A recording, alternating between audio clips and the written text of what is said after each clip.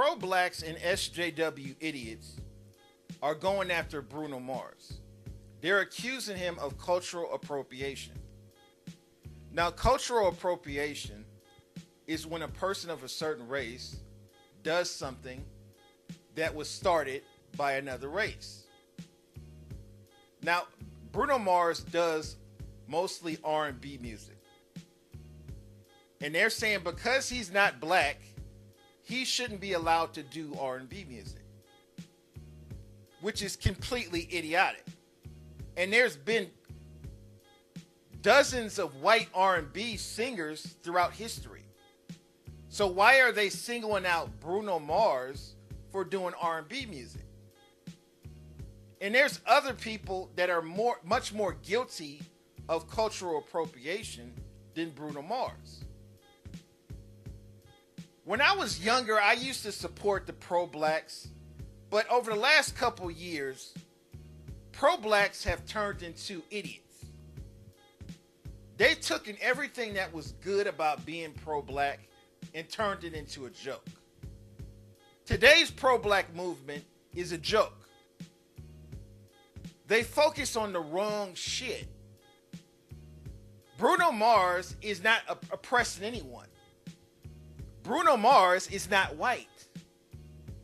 When have Filipinos ever oppressed black people? Now, Bruno Mars is half Filipino and he's half Puerto Rican. So he's a multiracial person. And Bruno Mars has always paid homage to the history of black music. This is why a lot of the old school singers respect Bruno Mars, because he pays homage to all the black singers that came before him. If you ever watch Bruno Mars in an interview, he always pays respect to the old school singers from the past. He pays respect to Marvin Gaye. He pays respect to the Temptations. He's paid respect to all the great black singers that came before him. There's a difference between cultural appropriation and cultural appreciation. There's a huge difference between the two. What Bruno Mars is doing is cultural appreciation, because he pays homage to the people that came before him. Now, this whole fiasco started when the YouTuber Saran went on the show The Grapevine about Bruno Mars and cultural appropriation. She even said she hopes Bruno Mars dies. She wishes that he dies. She says if Bruno Mars gets killed, she's going to celebrate his death. This is how idiotic these pro-blacks have become. And like I said, there's much more people that are more guilty of cultural appropriation than Bruno Mars.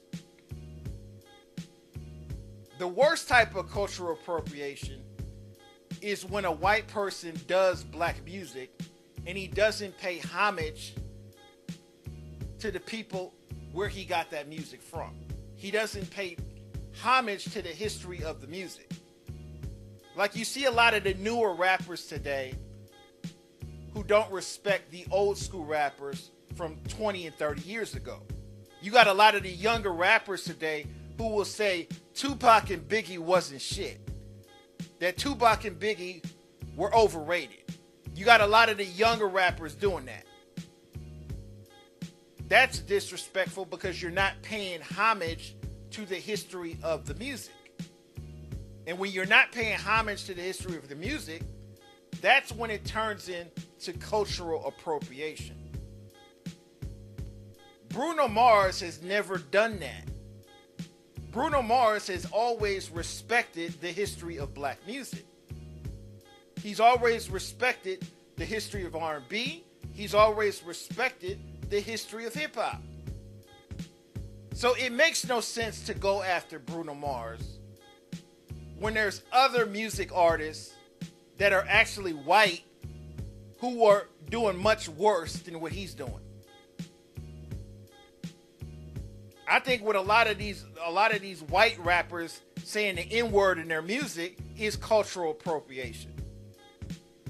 There's a lot of rappers today who are not black who say the N-word in their music, who call black women nigga bitches, who disrespect black people in every way, but nobody's going after them. Nobody's going after 6ix9ine. Nobody's going after Machine Gun Kelly calling black women nigga bitches. Nobody's going after Machine Gun Kelly, but you're going after Bruno Mars? When has Bruno Mars ever disrespected black people in any way?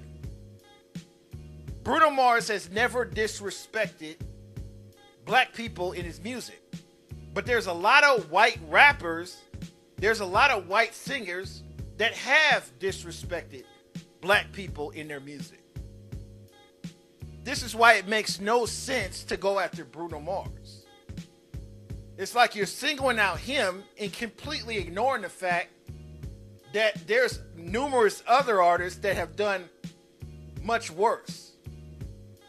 What Eminem is doing is cultural appreciation. Eminem has always paid respect to the history of rap music.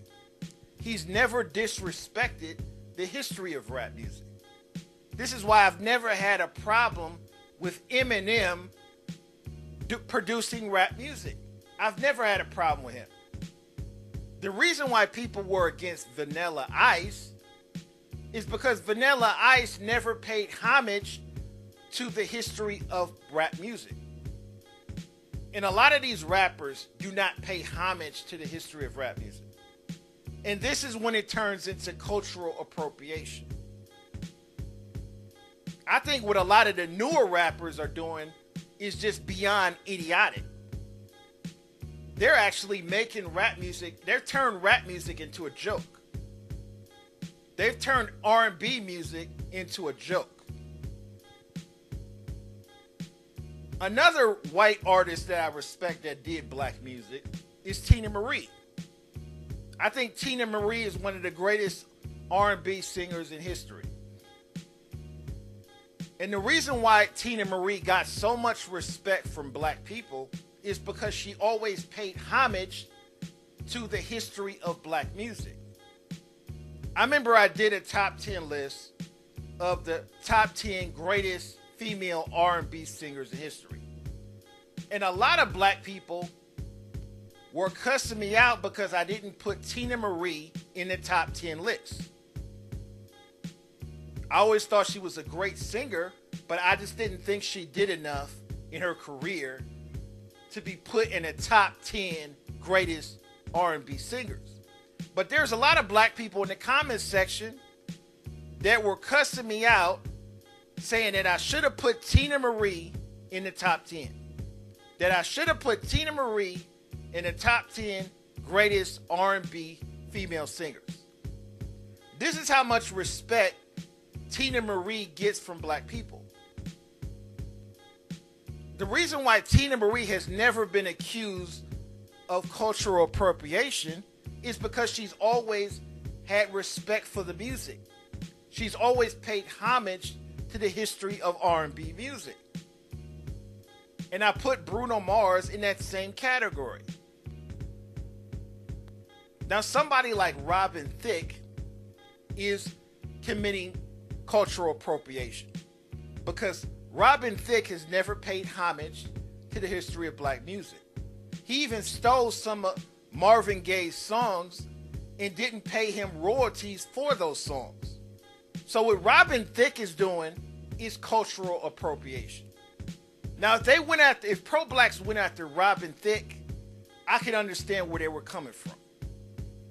Because Robin Thicke is not paying homage to the history of music. He's not even paying royalties for these songs that he got from black artists. And this is exactly what Elvis Presley did during the 1950s and the 1960s. So a lot of these younger pro-blacks, they need to understand the difference between cultural appropriation and cultural appreciation. Cultural appreciation is paying tribute to that music. It's celebrating another culture's music. And there's nothing wrong with a person of a differing race celebrating black music. You're not going to come out and say, "Oh, look, if you're a person of a certain race, you can't make black music." So we're going to create a law that says any person that's not black shouldn't be allowed to make black music. Is completely idiotic. This is how idiotic today's pro-blacks have become.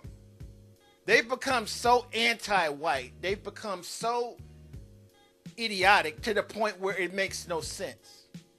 This is why the pro-black movement has turned into a joke.